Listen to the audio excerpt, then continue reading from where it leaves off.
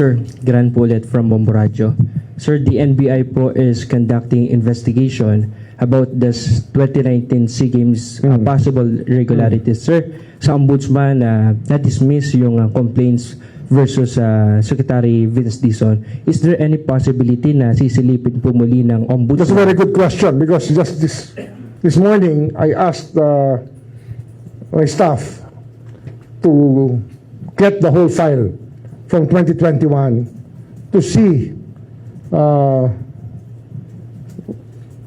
and to look at the possible violations of law. We're opening it up again. Bubuksan namin yan. Sir, isa po sa mga nagsilbing chairman dito si Senator Alan Cayetano. Ipapatawag po ba natin siya for statement? There's a time for everything. Basta pag-aaralan muna namin yung ginawa ng office natin noong 2021 kasi walang double jeopardy yan. Wala naman na charge nun eh. So, titignan namin.